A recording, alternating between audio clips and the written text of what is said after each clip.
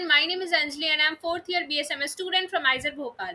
I am from biological science majors and in this video I'm again gonna talk about eligibility criteria because ISER ने वापस से eligibility criteria बदल दिया है। तो ये मजाक की बात नहीं है क्योंकि सच में बदल दिया है तो सबको जानना ज़रूरी है। मैंने कुछ दिन पहले एलिजिबिलिटी मैंने और बहुत सारे यूट्यूबर्स ने बताया था कि एलिजिबिलिटी बदल गया है और आईएटी ने भी अपने वेबसाइट पे अपलोड किया था, इसलिए हमने बताया था।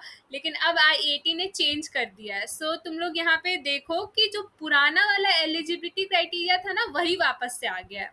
तो candidates must have pass the class 12th examination in 2023 2024 or 2025 with science stream from any board recognized by COBSE India।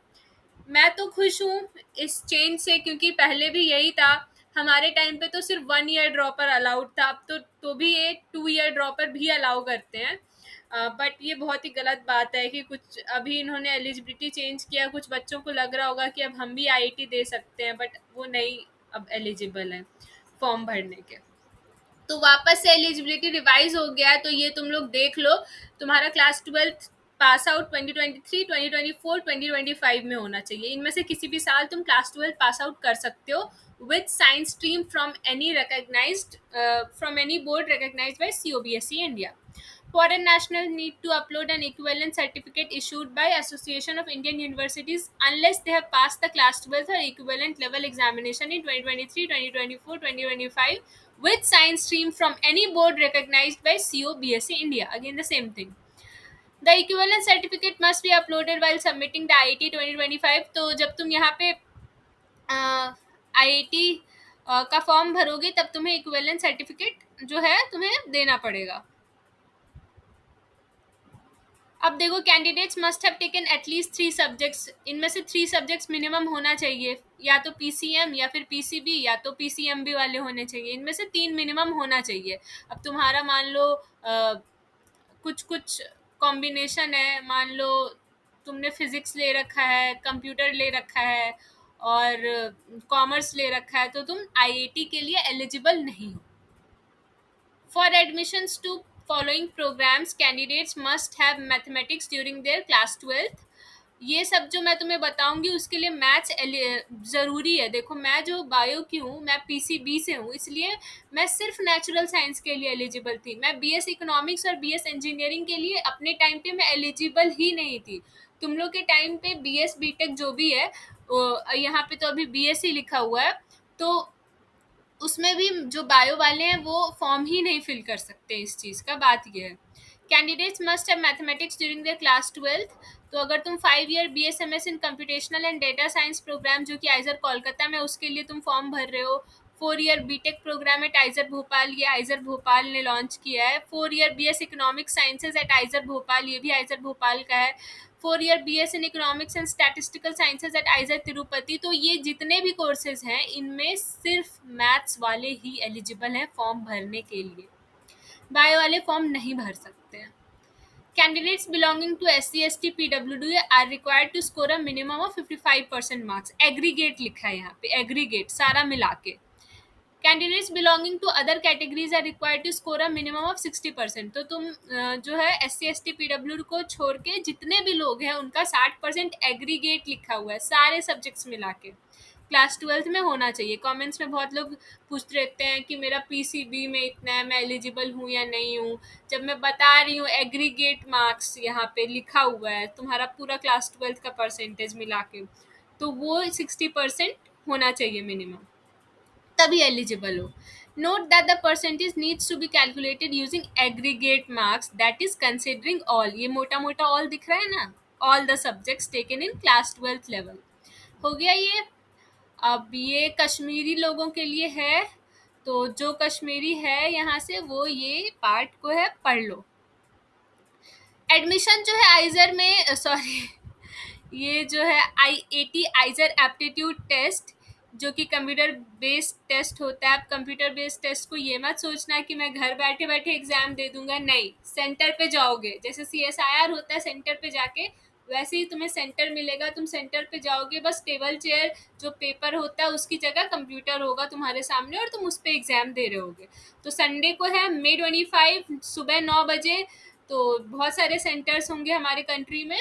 तो ये डेट को है मार्क कर लो और उस हिसाब से प्रिपरेशन शुरू कर दो। May 25, ज़्यादा टाइम नहीं है, संडे है उस दिन। ठीक है, तो डेट भी आ गया है। अब देखो, अब ये यहाँ पे किस बारे में है। हाँ देखो, for candidates who had appeared in class 12th examination for the first time in 2024 and reappeared in any subject for whatsoever reason in 2025, the bearer of two performance will be considered। ठीक है ना। मान लो तुम इस साल 2024 दिए और next year तुम किसी एक सब्जेक्ट में वापस से अपीयर हुए, करते हैं कुछ बच्चे, तो तुम्हारा जो दोनों साल का जो बेटर परफॉर्मेंस है ना वो कंसिडर किया जाएगा, ये लिखा हुआ है। अब इम्प्रूवमेंट का भी वही सीन होता है। If a board gives aggregate marks considering both class 11th and 12th, then only class 12th examination marks will be considered. अगर बोर्ड तुम्हारा एग्रीगेट मार्क्स देता है 11th 12th मिला के, तो सिर्फ क्लास 12th का मार्क्स कंसिडर होगा। If a board gives aggregate marks considering the result of 3 years of diploma or courses of equivalent duration, then only the marks scored in final year will be considered। Diploma वालों के लिए final year का marks consider होगा। Similarly, the marks scored in the final 2 semesters will be considered for boards that follow a semester system। जो semester system follow करते हैं उनके लिए लास्ट 2 सेमेस्टर का मार्क्स इंक्लूड होगा, देखा जाएगा। If a board awards only letter grades, अगर सिर्फ ग्रेड्स होता है तो उसका इक्विवेलेंट परसेंटेज निकालना पड़ेगा। ठीक है, वही लिखा होगा। Providing N equivalent percentage of marks on grade sheet, the candidate should obtain a certificate from board specifying the equivalent marks and submit it before the deadline of the mark sheet submission। In case of the board does not provide such a certificate, the percentage marks will be accessed as follows। तो percentage marks तुम्हारा ऐसे निकाला जाएगा। Percentage mark तुम्हारा CGPA CPI जो भी है into 100/PS, यहाँ पे PS दिया हुआ है, is the maximum value point scale used by respective board. ठीक है। अब रिजर्वेशन पॉलिसी देख लो। SC का 15% सीट्स रिजर्व्ड है, ST का 7.5%, OBC NCL का 27% सीट, PWD का ये देख लो 40% इम्पेयरमेंट कम से कम होना चाहिए, उनका 5% seats horizontal with same category. Kashmiri migrants, Kashmiri Pandit, Kashmiri Hindu families, non migrants 3 seats पर आइजर, 3 सीट्स पर आइजर। ठीक है। EWS का 10%।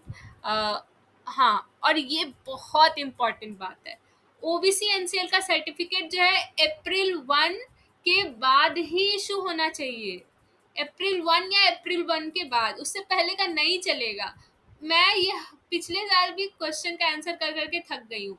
April 1 के बाद का ही होना चाहिए OBC NCL सर्टिफिकेट। हाँ, ये कंपेंसेटरी टाइम है। ये जो PWD कैंडिडेट्स होते हैं उनके लिए कंपेंसेटरी टाइम दिया जाता है। तो इसका एलिजिबिलिटी क्राइटेरिया होता है, तुम लोग देख सकते हो यहाँ पे जिसको भी ज़रूरत है। तो मेन तो यही है एलिजिबिलिटी क्राइटेरिया, जो कि सारा सेम ही है। बस यही है कि क्लास 12th वाला जैसे पुराना था वो वापस से आ गया है। तो हाँ, यही है। और बहुत लोग मेरे से पूछते रहते हैं कि वो कहाँ से सॉल्व करें PYQs। तो वैसे तो PYQs सबको मिल जाता है, बहुत ही ईजिली मिल जाता है। हाँ, बट यहाँ पे अगर तुम आइजर एडमिशन वाले पेज पे जाओगे जहाँ से मैं तुम लोग को पढ़ के बता रही हूँ, तो प्रीवियस ईयर क्वेश्चन पेपर का भी यहाँ पे आता है। तो जब तुम यहाँ पे जाओगे तो तुमको आइजर एप्टीट्यूड टेस्ट का जितना भी PYQ है जो कि अवेलेबल है 2017 से, वो सारा हिंदी और इंग्लिश दोनों में मिल जाएगा।